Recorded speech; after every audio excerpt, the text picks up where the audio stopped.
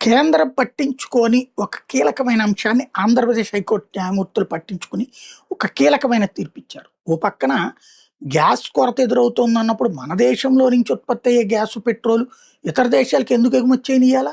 ఈ టైంలో బ్లాక్ చేయాలి కదా! అది కేంద్రం పట్టించుకోలేదు. కానీ మన ఆంధ్రప్రదేశ్ హైకోర్టు మంచి తీర్పిచ్చింది. పశ్చిమాసియాలో యుద్ధం కారణంగా దేశవ్యాప్తంగా వంట గ్యాస్ కొరత ఏర్పడిన నేపథ్యంలో చమురు శుద్ధి సంస్థల ఎల్‌పీజీని అంతర్జాతీయ మార్కెట్‌లో అమ్మడానికి వీల్లేదని తేల్చి చెప్పింది. ఈ మేరకు కాన్ఫిడెన్స్ పెట్రోలియం ఇండియా లిమిటెడ్‌కి ఆదేశాలిచ్చింది.